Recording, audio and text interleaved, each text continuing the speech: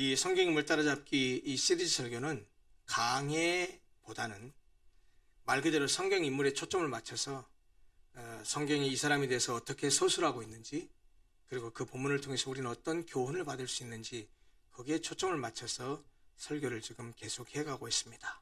제 의도는 성도들에게 성경에 대한 윤곽을 좀 잡게 해드렸으면 좋겠다라는 생각 때문이었습니다. 그래서 창세기는 이미 제가 설교를 했지만 아담, 아벨, 노아, 그리고 아브라함과 이삭, 야곱, 그리고 요셉을 통해서 들여다봤고, 출애굽부터 가나안 땅 정복 시기까지를 기록하고 있는 출애굽기, 레위기, 민수기, 신명기, 여호수아는 모세, 여호수아, 갈렙을 통해서 개괄적인 내용을 나누었습니다. 물론 레위기는 제사법에 관한 내용이라 인물이 잘 나오지 않습니다. 물론 모세가 썼지만, 그래서 제사법에 관한 내용이라 건너뛰었죠. 성경 인물 따라잡기 시리즈 설교가 끝나고 나면 나중에 5대 제사에 관한 설교로 레위기를 강의할 계획을 가지고 있습니다.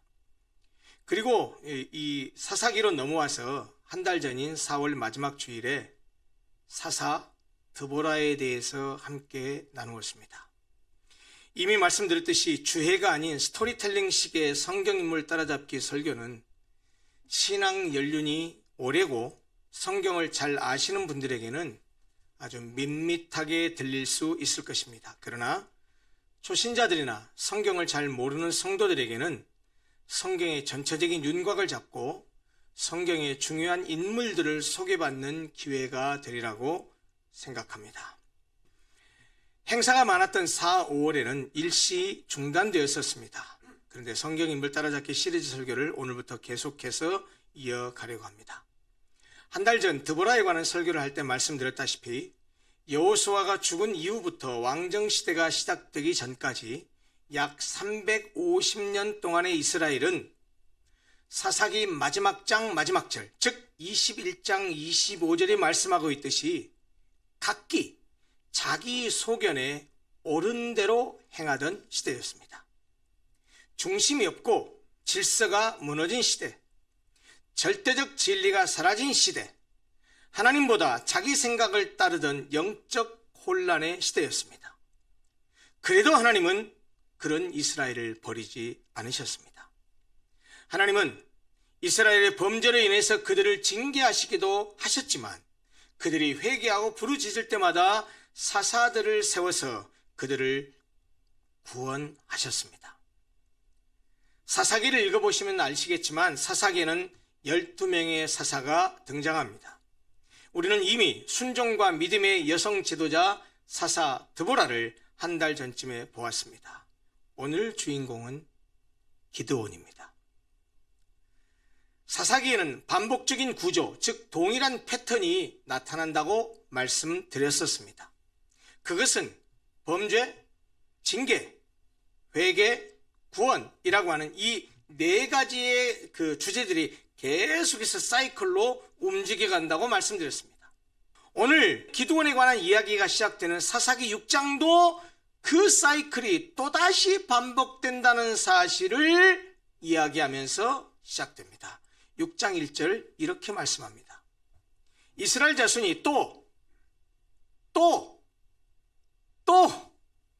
여호와의 목전에 악을 행하였으므로 여호와께서 7년 동안 그들을 미디안의 손에 넘겨주시니, 이렇게 시작합니다.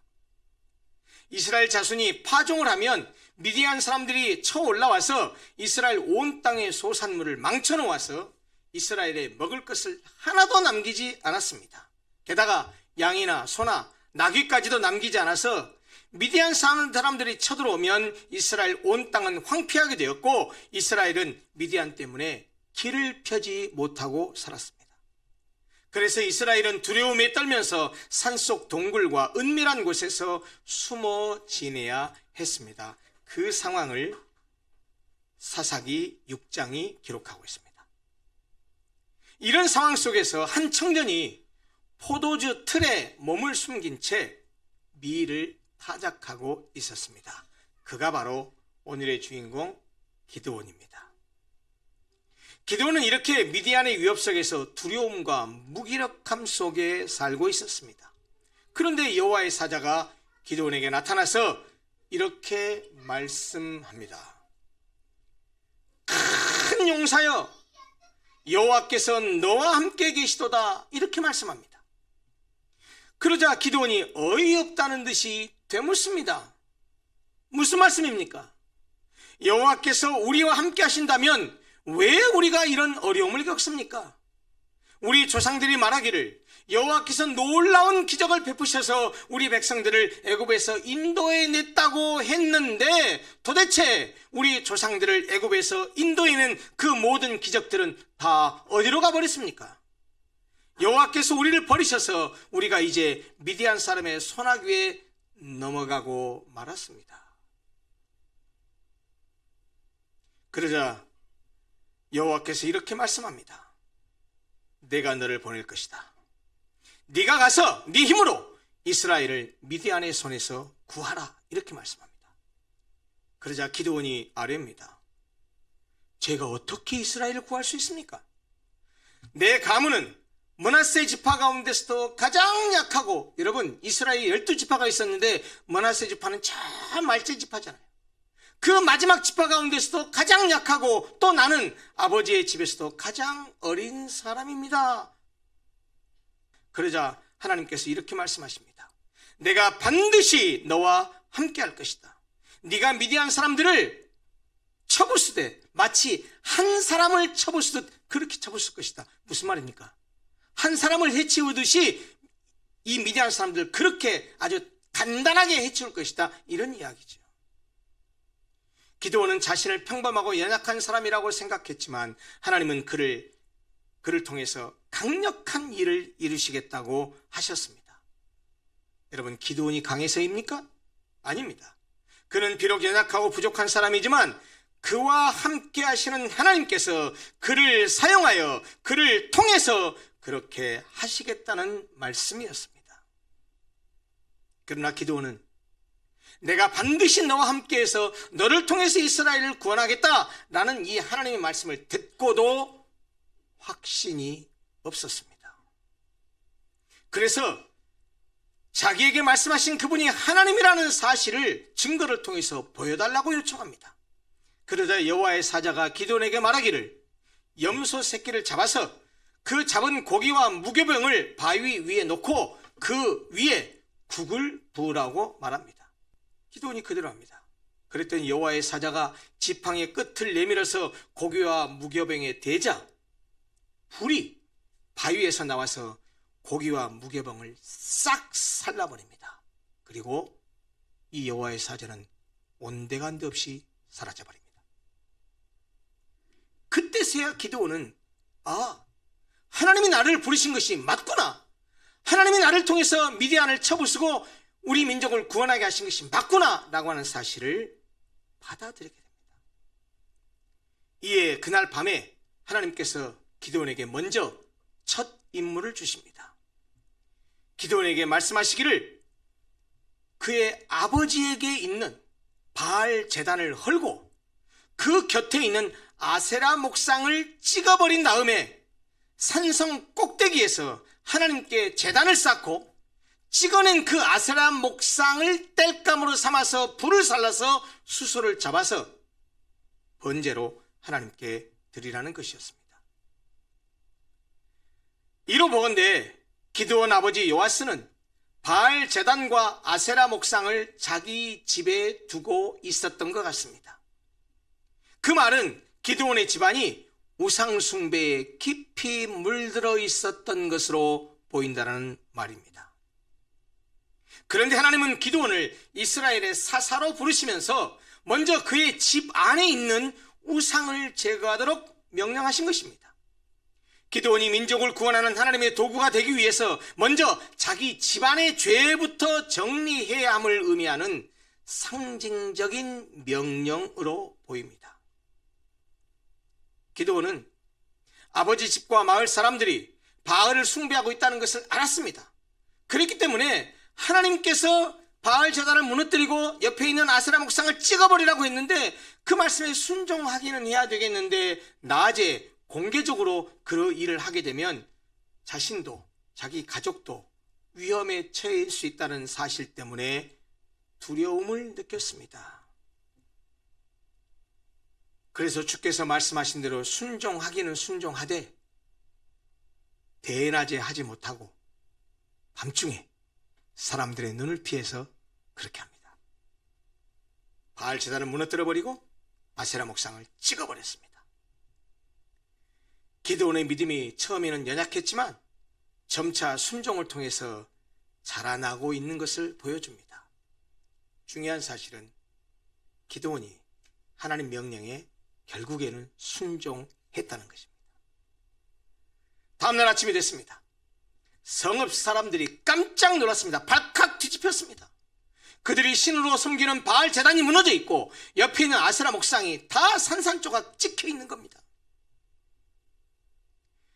기드온이 저지른 일임을 알게 됐습니다. 가만뒀겠습니까? 그를 죽여야 한다고 말합니다. 그때 아버지 요아스가 기드온을 변호하고 나섭니다. 이렇게 말합니다. 만약 바울이 진짜 참된 신이라면 자기 제단을 헌 사람을 가만 내버려 두겠느냐? 너희들이 그 바알 제단을 무너뜨리고 아세라 목상을 찍은 내 아들 기드온을 죽이지 않더라도 진짜로 바알이 참신이라면 자기 제단을 헐어버린 내 아들을 가만두지 않고 그와 직접 싸울 것이다. 그를 죽일 것이다. 가만 내버려도 된다. 그것은 아들의 생명을 구하려는 부성애적 행동이기도 했지만 기드온이 바알 제단을 무너뜨려버리고 아세라 목상을 찍는 행동을 보고 아마도 그의 아버지 요아스도 우상 숭배로부터 돌아선 것으로 보입니다. 그래서 결국 이 사건을 계기로 해서 기드온은 바알과 다퉜다, 바알과 대적했다, 바알에 반항했다, 바알과 싸웠다 라는 의미의 여룹바알이라는 별명을 얻게 되었습니다.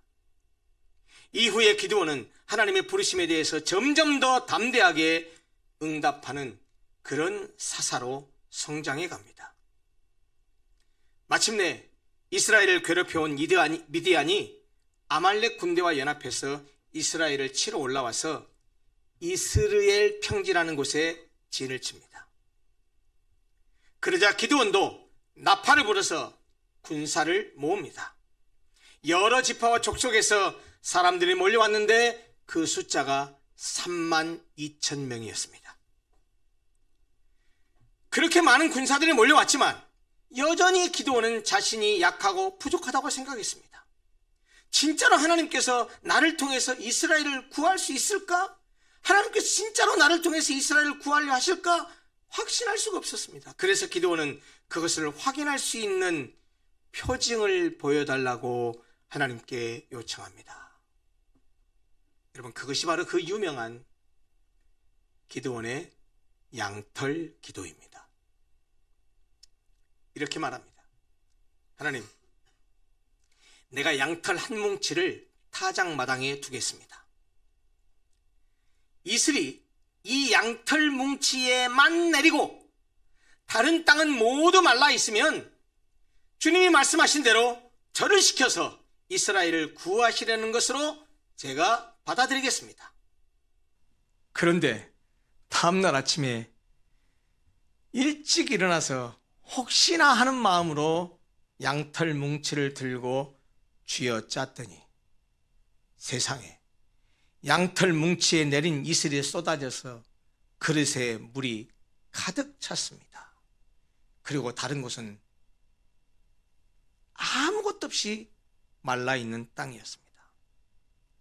하나님의 응답이었습니다. 이쯤 되면 순종해야 되잖아요. 받아들여야 되잖아요. 그런데 기드온은 그래도 확신할 수 없었던 모양입니다. 아니, 어쩌면 우연이라고 생각했을지 모릅니다. 그래서 같이 양털 뭉치러 한 번만 더 시험하게 해달라고 요청합니다. 이번에는 반대로 양털만 마르고 사방의 모든 땅에는 이슬이 내리게 해달라고 요청합니다. 그러면 진짜로 하나님이 나를 통해서 미디안을 구하시겠다고 하는 것으로 제가 받아들이겠습니다 라고 하나님께 요청합니다. 그런데 이 기드온의 연약함을 아시는 주께서 그의 두 번째 간구에도 응답하셨습니다. 양털은 뽀송뽀송하게 말라 있었는데 사방의 모든 땅은 이슬에 젖어 있었습니다. 여러분, 기드온이 왜 이런 기도를 했을까요? 이미 하나님께 부르심을 받았지만 그는 자신이 정말로 그 사명을 감당할 수 있을지 확신이 없었습니다. 바알 제단을 무너뜨리는 일도 했지만 전쟁에 나서는 것은 또 다른 차원의 용기와 확신이 필요했습니다. 그래서 눈에 보이는 징표를 구한 것입니다.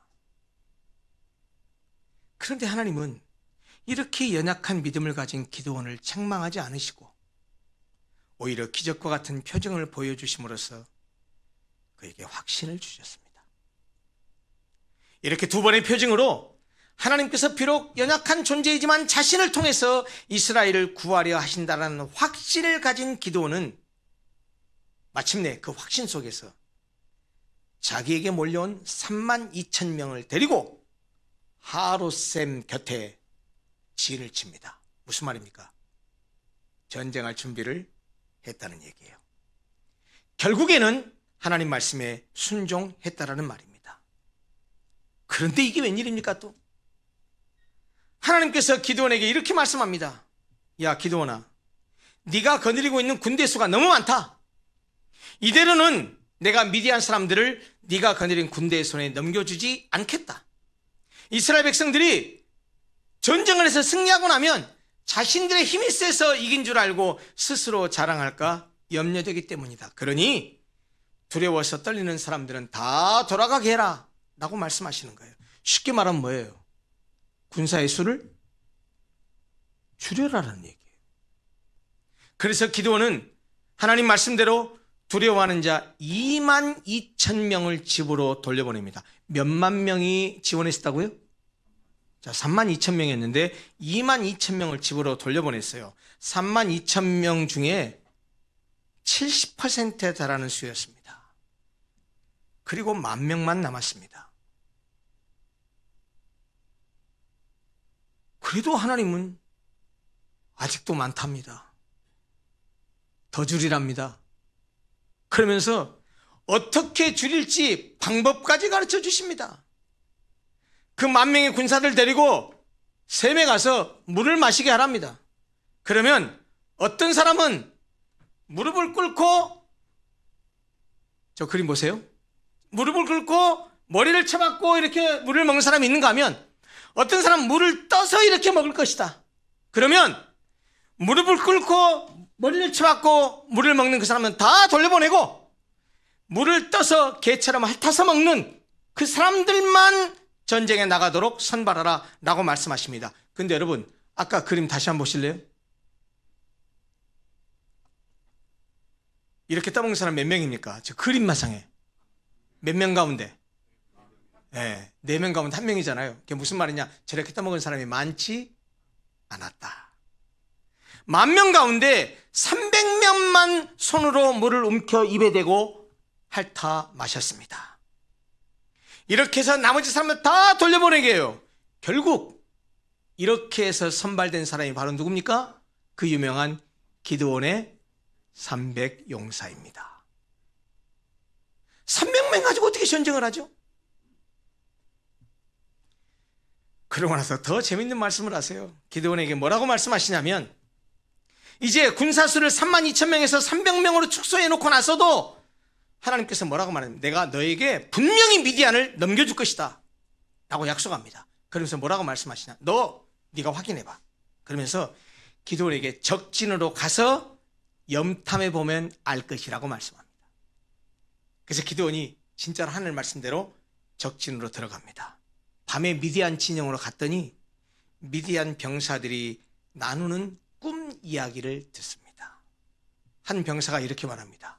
여보게, 내가 꿈을 꿨는데 말이야, 보리떡 하나가 굴러와서 우리 진을 전부 다 무너뜨리는 그런 꿈을 꿨어 라고 얘기했습니다. 그랬더니 옆에 있던 친구가 해몽을 해줍니다. 그러면서 이렇게 말합니다. 그래? 그건 이스라엘 사람 기드온의 칼이 틀림없어. 하나님이 미디안과 우리의 모든 진을 그 기드온 손에 넘기신 거야. 바로 그것을 꿈으로 보여준 거야. 이렇게 말하는 거예요. 누가 이렇게 말해요? 미디안 군사들이. 무슨 말입니까? 하나님께서 이미 미디안 사람들에게, 그 적들에게 두려움을 주셨던 거예요. 기드온은 그것을 확인하고 하나님께서 자기에게 미디안을 붙이신 것을 확인하고 주께 경배하고 돌아와 전투 준비를 합니다. 어떻게 한 줄 아세요? 지금 군사가 몇 명이죠? 300명을 세 부대로 나눕니다. 100명씩 나눴어요. 그러고서 각 사람에게 무엇을 들려줬냐? 기가 막힌 칼과 창을 들려준 게 아니고요, 나팔 그리고 빈 항아리를 손에 들려줬습니다. 그리고 그 항아리 속에는 횃불을 감추어둬라 라고 말했습니다. 자, 그러니까 이제 군사들이 뭘 가졌다고요? 한 손에는 나팔, 한 손에는 항아리, 그리고 항아리 안에는 횃불이 든 거예요. 기드온은 한밤중에 자기가 거느린 한 그룹 100명을 거느리고 적진 끝으로 가서 나팔을 불면서 손에 든 항아리를 깨트립니다. 그것이 신호탄이 되어서 나머지 모든 부대가, 결국 세 부대가 모두 기드온을 따라서 나팔을 불며 단지를 깨서 숨겨둔 횃불을 들고 외칩니다. 이렇게 외쳤습니다. 여호와와 기드온의 칼이다. 이 외침은 기드온의 칼을 통해서 여호와께서 하시는 전쟁이라는 의미입니다. 그러므로 여호와께서 승리하게 하실 것이라는 선포입니다. 이 외침에 미디안 군대는 혼란에 빠져서 자기들끼리 칼로 치면서 도망칩니다. 이에 기드온은 미디안 군대를 추격해서 승리하고 이스라엘을 미디안의 손에서 완전히 구원해냅니다. 이것이 그 유명한 기드온의 양털기도와 300용사에 관한 내용입니다. 사랑하는 성도 여러분, 기드온은 그다지 훌륭한 사람이 아니었습니다. 미디안 사람들에게 들킬까봐 타작도 숨어서 했고요, 자기는 므낫세 지파의 아주 작은 족속이고 자기 집안에서도 가장 별볼일 없는 사람이고 아마 굉장히 자존심도 약하고 그리고 의기소침해 있었던 사람이었던 것 같아요. 능력도 출신도 권세도 세상적인 기준에서 보면 그다지 좋거나 높은 사람이 아니었습니다. 연약했고 두려움도 많았고 실수도 있습니다. 믿음으로 말하자면 믿음이 탁월한 것도 아니었습니다. 그런데 여러분, 어떻게 이런 연약한 사람이 이스라엘을 미디안의 손에서 구원하는 사사로 하나님께 쓰임받을 수 있었을까요? 무엇보다 기드온은 자신의 연약함을 인정할 줄 아는 사람이었습니다. 하나님께서 그에게 너의 힘으로 이스라엘을 미디안의 손에서 구원하라고 했을 때 그는 나의 집은 므낫세 중에 극히 약하고 나는 내 아버지 집에서 가장 작은 자입니다 라고 자신의 연약함을 토로했습니다. 자신이 연약하다고 생각했기 때문에 하나님을 붙들 수 있었습니다. 두 번째, 비록 기드온은 믿음이 뛰어난 사람은 아니었지만 하나님의 말씀에 결국에는 순종한 사람이었습니다. 하나님께서 내가 반드시 너와 함께하리라고 하셨음에도 확신이 없어서 징표를 구할 정도로 믿음이 연약한 사람이었지만 하나님이 응답하시자 순종의 걸음을 내디뎠습니다. 바알의 제단을 헐란한 하나님의 첫 명령을 받았을 때에도 그대로 행하는 것을 두려워하면서도 마침내 순종했습니다. 32,000명이나 되는 군사를 300명으로 줄여감에도 기드온은 불만을 제기하지 않았습니다. 하나님만 의지하며 하나님의 명령대로 전쟁을 수행했습니다. 칼을 휘두른 게 아니고 나팔을 불고 횃불을 들면서 여호와와 기드온의 칼이라고 외쳤습니다. 기드온은 강력한 믿음을 가진 사람이었다기보다는 약하지만 순종하는 믿음을 가진 사람이었습니다. 여러분, 순종은 완전함이 아니라 믿음에서 시작된다는 사실을 잊지 마십시오. 다 완벽해야 하나님 말씀에 순종할 수 있는 거 아닙니다. 연약한 대로, 부족한 대로 하나님 말씀하시면 순종하겠습니다 라는 자세가 중요한 것입니다.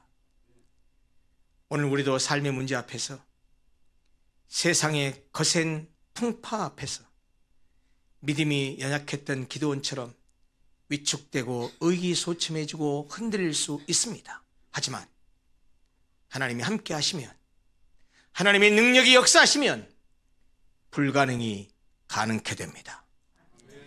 하나님의 능력을 믿고 한 걸음 순종의 걸음을 뛰게 되면 우리도 기드온처럼 승리할 수 있습니다. 왜요? 우리의 승리는 우리의 힘이 아닌 하나님의 능력에 있기 때문입니다.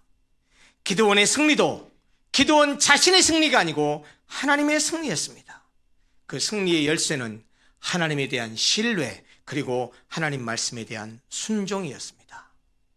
오늘 우리 삶의 전쟁터에서 우리가 붙들어야 될 무기는 세상적인 지혜가 아니고 칼과 창이 아니고 바로 하나님에 대한 믿음과 말씀에 대한 순종입니다. 혹시 지금 여러분들 눈앞에 어려운 문제와 그리고 내가 해결할 수 없는 문제가 앞에 놓여 있지 않습니까? 눈앞에 닥친 문제와 어려움 때문에 불안과 두려움에 움츠러들어 있지는 않습니까? 속지 마십시오. 눈앞의 현실이 문제가 아닙니다. 내가 누구의 능력을 의지하느냐가 문제입니다. 하나님의 능력으로 승리한 기드온을 보십시오. 우리의 힘이 되시는 여호와, 우리의 능력이 되시는 여호와, 우리의 도움이 되시는 여호와, 그 능력의 하나님을 믿고 의지하고 기드온처럼 순종의 걸음을 내디디면 어떤 문제도 이겨낼 수 있을 것이고 어떤 전쟁도 승리하게 될 수 있을 것입니다. 하나님의 능력으로 승리한 기드온을 기억하시고 하나님 말씀에 순종하고 믿음으로 나아가서 앞에 있는 적군을 물리치고 앞에 있는 문제를 극복하는 성도님들 되셔서 하나님께 영광 돌리는 삶을 살아가시기를 간절히 소원합니다. 기도하겠습니다.